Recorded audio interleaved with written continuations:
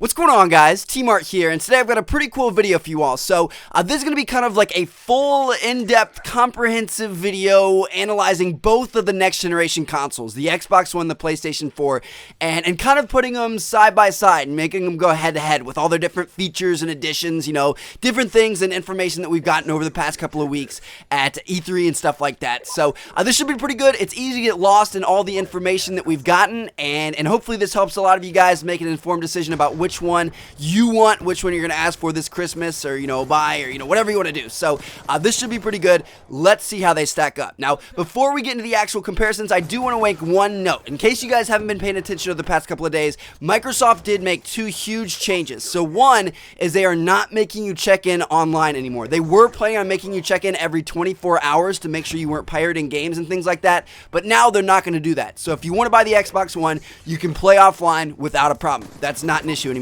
The next one is Microsoft also removed its used games policy. They are no longer going to penalize you for, you know, buying used games or giving your games to friends. There aren't going to be any fees or anything like that. You can sell it at GameStop. You can lend it to a friend. You can do whatever you want. So the Xbox is now the same as the PS4 in that regard. It sucks that Microsoft didn't have those views from the start, but hey, that's why we have competition. It makes the other one better, and the PlayStation 4 just improved the Xbox One simply by being its competition. Now, let's move on to the comparison here. Let's go head to head. For the price, starting off with just straight facts, the Xbox One is going to cost you $500. The PS4 is going to cost you $400. Why is there that price difference? It's because the Xbox One comes bundled with Kinect, and cameras are not cheap. Now, the PlayStation does have the PSI, which I think is going to be $60 or $70, but it's not bundled with the system. You have to buy it separately. That's their motion tracking software, and it's said to be, you know, not quite as advanced as the Kinect. You know, the Kinect is a little bit further ahead, but if you think about it that way, you know, if you add in the PSI, if you buy it along with your PlayStation is going to be $470. So that's about the same price as the Xbox. But, you know, if you aren't interested in motion, you know, capturing it all or cameras or anything like that, then the PlayStation is cheaper. It's going to be $100 cheaper at launch. Xbox One, $500, PS4, $400. Obviously, the winner there is the PS4. Now, moving up, the release date. We don't know the actual release date for either of the consoles. Xbox said in their E3 press conference that it was going to be coming in November of 2013, and the PlayStation 4 still hasn't said anything. It's coming before the end of the year. You know, it's going to be here before holiday season, but we're not sure when yet. It could be October, it could be November, it could be early December. We'll have to wait and see. My guess is November, but it hasn't been announced. Now, moving on, let's take a look at the hardware, because both these systems are pretty much neck and neck. In fact, one of the major differences between the two in terms of hardware is the fact that the Xbox One is bold and the PlayStation 4 is italicized. So, yes, they both pretty much look the same. They're big black boxes. One is slanted a little bit. They both have 8-core x86 AMD CPUs, and I'm not a super techie guy, but I did some research, and apparently you can measure the power by things called compute units, and apparently the Xbox only has 12 compute units, whereas the PS4 has 18 compute units, which, if you look at that by itself, that's a 50% increase, but apparently it's a little bit more complex than that. It's not actually a 50% increase, but overall, the PlayStation 4 does have a slightly more powerful CPU inside of it. Now, next up we have the RAM, and the Xbox has 8GB of DDR3 RAM, whereas the PS4 has 8GB of DDR5 RAM. And the difference between DDR3 and DDR5 is the fact that DDR5 has more bandwidth, so it can do more, it can handle more processes, but it's also got more latency, so it takes longer to do it, it takes longer to communicate with the CPU and things like that. So I'm not exactly sure which one is better. Technically, DDR5 is a little bit better for graphics, but we'll just have to wait and see how developers, you know, make use of this RAM, because that's what truly matters. Now, next up, they both have a built-in 500GB hard drive. They both have USB 3.0. They both have wireless and an Ethernet port for internet connectivity. They both have a Blu-ray player. They both have HDMI out, but then the Xbox One also has HDMI in, and that's how you use it as like your TV cable box to navigate TV and all that stuff that they showed in the reveal event. And then finally, they both have cloud computing, and this is actually very, very interesting, and I'm excited to see how this works. But Microsoft said that developers can harness 3 times the power of the Xbox One by assigning background tasks in games like AI and physics and things like that to this cloud rather than to the console itself, and both of the consoles have this in them, so that should be pretty cool. You know, if you can get like 3 or 4 times the power of one console to one console via this cloud, that's going to make for some epic games. So we'll have to wait and see how the developers utilize that. But yeah, in terms of hardware, they're both pretty much the same. The PS4 is going to be slightly more powerful, kind of like the PS3 is in this generation, but it's not going to be anything major, I don't think. We'll obviously we'll have to wait and see, but they should be pretty close. Now, moving on to the next thing I want to talk about, let's talk about controllers, because these things are very, very important. It's what you're going to be holding for the next, like, 8 years of your gaming life, so obviously these things have got to be pretty good. They're, you know, obviously very important. So, both of the controllers for the PS4 and the Xbox One represent the controllers of the previous generations. They've been remodeled slightly, and things have been added on, but they haven't been overhauled. You know, it's the same PlayStation, the same Xbox controller, just a little bit different. But the Dualshock 4 controller on the PS4 side has had a lot more added to it. They have a light bar at the top that has a bunch of different features. They have a clickable touchpad on the front, which is very cool. I can't wait to see how developers use this in-game. They have a share button built in, so you can, you know, edit your videos and send screenshots and things like that. They have a built-in speaker on the controller, which is pretty cool. So, you know, sounds that mean to be closer to the player, they can play that instead of through the TV.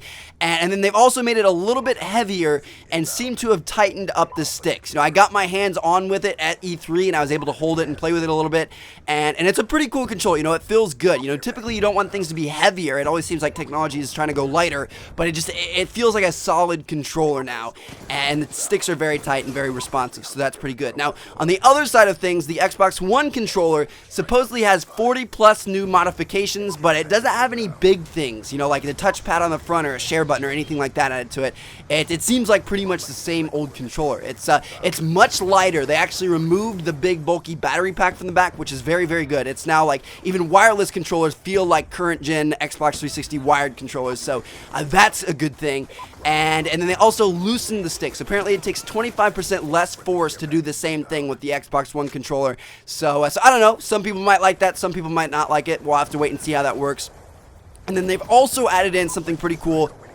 I don't know the actual name for it, but it's like area-focused rumbling. So with the Xbox 360 controller currently, it just rumbles and the whole controller rumbles. But now they've got different rumble packs all over the controller. So like when you shoot, it's only going to rumble in the triggers. Or when you hit a right wall in a racing game, only the right side of the controller is going to rumble, or things like that. So I don't know. I'm not exactly a rumble guy, but maybe I'll try this out. You know, maybe it'll be a little bit better this time around. Maybe it'll be something pretty cool and give you some more, you know, feedback off of what's happening in the game. So that should be pretty cool. Now, moving on, let's talk about gaming features and then non-gaming features. So, new features that they're kind of adding in and, you know, making big highlights to these consoles, as both of them have motion control. Obviously, Xbox is trying to push the Kinect very, very, very, very hard. That's why it's bundled in with the console. We'll have to wait and see how it works. I was never really a huge fan of the Kinect in this generation. Maybe it'll be cool next time around, but somehow I doubt it. I hate all this motion control crap that gaming is trying to do. Just give me a controller. I want to play games. I don't want to wave my arms in the air. I don't want to jump around. I don't want to do all that stupid bull crap. So, yeah, both have motion control. The Xbox One has the Kinect, and then the PlayStation 4 has the PS Move, and then also the PSI camera. Both have suspend and resume game support, so that's obviously going to be very cool. You don't have to shut your system all the way down. You can just kind of like pause the game, and then you make it go into sleep mode, and then bring it back immediately. It doesn't take a long time. Both have background downloading, so you can be downloading a game while you're playing another game, or downloading a game while you're watching a movie, or, you know, anything like that. Both have native gameplay sharing, which is a capture card. We aren't exactly sure how these are going to work. You know, if you're planning on getting into YouTube, I would probably still recommend getting a PVR or an Elgato or something like that. But both of them will have built-in capture cards if you just want to share screenshots and stuff with friends. So that should be pretty cool. Both of them have streaming built in. So the Xbox One has partnered with Twitch, and the PS4 has partnered with Ustream. And that's a joke. Twitch is so much better. I don't know why PlayStation would partner with Ustream, but whatever. You know, the Xbox definitely has the advantage in that regard. And then finally, the last gaming feature that I've got for you guys is the fact that Microsoft announced that Xbox Live now has 300,000 servers that are going to be up for the Xbox One, and that's way more than they need to do what they're currently doing. So it's kind of been rumored and assumed and even reported on by a few major companies, and there's been different leaks and stuff, but apparently the Xbox One is probably going to have dedicated servers for every multiplayer game, which is obviously a huge deal. That's going to vastly improve connections, and just imagine being able to play Call of Duty on a dedicated server on the console. That would be amazing. So if that's true, if that works out, which I'm sure we'll find out soon, then that's going to be a major selling point for the Xbox One. Now, Moving on to non-gaming features, this space is owned by the Xbox One. You know, obviously both of these consoles are going to have different things like Netflix and Hulu and Amazon Video and, you know, different stuff like that, you know, the stuff we're already used to. But Xbox has also gone after TV integration. As you guys saw in their reveal, a lot of people were pissed that all they talked about was TV, and I agree they should have had a bigger focus on games. But at the same time, all of their TV integration stuff is pretty cool. I mean, you can search for shows and channels and stuff just by talking. You can personalize your, you know, dashboard thing around what TV you like to watch. You have fantasy sports integrations if you like to do fantasy sports. You can browse the web while playing TV and then switch to a game and then switch back to TV while the game screen is loading and things like that. Like, it's pretty cool. You know, although they did go about it wrong and, you know, focusing on TV rather than on gaming, they do have some pretty cool features in my opinion. So, yeah, non-gaming features goes to the Xbox. You know, they're going after your center living room console. That's just their goal. So that might be for some of you guys. That might not be for some of you guys. I think it's pretty cool, but we'll have to wait and see how it works. You know, maybe it'll suck. Now, next up, the next thing I want to take a look at is community and social. You know, like the different social aspects and friends lists and different features that they've added in, stuff like that. Both systems charge $50 a year for their premium service now. Like, if you want to play online, you have to pay $50 a year for either Xbox Live or for PS Plus. So that's definitely a big change. I know a lot of people bought the PS3, so they don't have to pay that fee per year. Now you have to pay it on both consoles. So they're both equal in that regard. The Xbox One has increased its friends list size. They made the achievements richer and more deep, and I'm not exactly sure how they're going to do that, but it sounds pretty cool. I'm an achievement whore myself.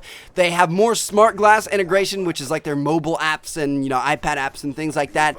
And they added in a game DVR where you can share your gameplays, record, put it on YouTube, things like that. The PS4 also has the ability to record and share gameplay clips. They also added in heavy Facebook integration. Now, supposedly, you can, you know, you don't have to do it. It's only if you want to. But, like, it seems like they're trying to go away from the gamer tag. Like, it seems like in their presentation of their reveal event for their console, it seemed like they were trying to make it so, like, your name on the Xbox is Trevor Martin or, you know, Keith Sutherland. I don't even, is that a real person? I'm not sure where that came from. But yeah, it seems like they're trying to go after Facebook integration, which I don't really like. I hate it when all these companies try to connect with my Facebook and post things all over my wall and things like that. But apparently it's optional on the PlayStation 4, so that's a good thing. And then also the PlayStation 4 has added in a new feature where you can virtually hand your controller over. So if you're stuck at a certain part of a game, you can allow your friend to play for you and get you past that level or whatever you want, which would be pretty cool. You know, maybe that'll be a cool feature. I'll probably never use it because I'm the best gamer alive. And then finally, the PlayStation 4 has remote play with the PS Vita. So the PS Vita is their little handheld device, and you can play on your PS4 with the Vita over Wi-Fi. So like if you have to go take a poo, just switch to the Vita, and if you're in the middle of a Call of Duty game, you don't have to back out. You can just keep on playing, which is pretty cool. But that's going to be pretty expensive to do. Like I think the Vita is a couple $100, 300, 400 maybe. So that's going to be pretty expensive, and a lot of people probably won't do that. Now, both systems should be relatively secure and kept up to date with each other. You know, since they're both a paid service, a lot of people are going to complain that the PS4, you don't have to pay to play online, but it's a good thing because now you're going to keep up with, you know, the Joneses. They're going to watch what Xbox is doing. Xbox is going to watch what they're doing. They're going to constantly be updating, adding new features, making sure it's secure, making sure it doesn't go down for like 2 months and stuff like that. So both of the community and social, you know, side of things should be pretty even in terms of the Xbox and PS4. I'm sure they will they will keep up with each other. Now, next up, my final comparison I've got for you guys is about games. You know, obviously that's the most important part about these consoles. It's why you buy these super expensive machines, because you want to play games. So let's take a look at the games. Now, starting off, let's compare launch titles. Which games are going to be available right when you get this thing out of the box? Well, on the Xbox One only, you're going to have Forza Motorsports 5, Rise Son of Rome, Dead Rising 3, Killer Instinct, and Connect Sports Rivals. On the other side of things, for the PS4 only, you're going to have Drive Club, Knack, and Killzone Shadowfall. And then finally, for both systems, you're going to have Assassin's Creed 4 Black Flag, Call of Duty Ghosts, Watch Dogs, FIFA 14, Madden 14, and Lego Marvel Superheroes. So I don't think there's really a winner here. I mean, the Xbox has more exclusive launch titles, but you know, typically the launch titles seem to get forgotten about, and both both of them have, huge titles that are available to them. Watch Dogs, Call of Duty Ghosts, FIFA and Madden, Assassin's Creed, like those are all awesome. So one console is not really going to have too much of an advantage right at launch, but over time the exclusive titles are going to come into play, and this is where I think a lot of people are going to choose which console they want to play on. So for Xbox, you've got some huge titles. You've got Halo, Gears of War, Titanfall, which is one of my most anticipated games ever, and then also Dead Rising, Forza, Fable, and a few others I can't think of. If you think of any Xbox exclusive titles, leave them down in the comments. And then for PS4, the ones I could think of were Uncharted, which is one of my favorite gaming series, Killzone, Infamous, God of War, Gran Turismo, Heavy Rain. What if they make a Heavy Rain 2? That would be amazing. Ratchet & Clank, Resistance, and Little Big Planet. So if you can think of any other PS4 exclusive titles, then leave them down in the comments. But yeah, those are the exclusive titles and series that you'll expect to see. Obviously, there'll be a new series that come out that may be exclusive, over the next 8 years, but we don't know about those yet. And then finally, the last thing that I want to talk about that's kind of exclusive is Call of Duty. So obviously, Call of Duty is not an exclusive title. It's always available on both the Xbox and the PlayStation, but I consider it somewhat exclusive just because the Xbox gets the DLC a month early. So think about it, if you're a huge Call of Duty fan, which I assume a lot of you guys are, and if you have a PlayStation right now, it's got to be pretty frustrating to have to wait a month for, all the updates and all the DLC and all the new playlists and things like that. So, that's obviously going to play a decent role in choosing which console you want if Call of Duty is your main game. So, anyway, there you guys have it. That is my side-by-side comparison of both the consoles. We are 16 minutes deep right now. This is crazy. Hope you guys enjoyed. This took a lot of effort, a lot of research, and a lot of collecting information. So if you guys did enjoy, feel free to hit that like button, that favorite button to help this video get out to more people. I'd love you guys forever. Bunch of great videos coming soon. Thank you all for watching. Check out one of the other reviews on the screen if you haven't seen them yet. Catch you guys later. Peace out.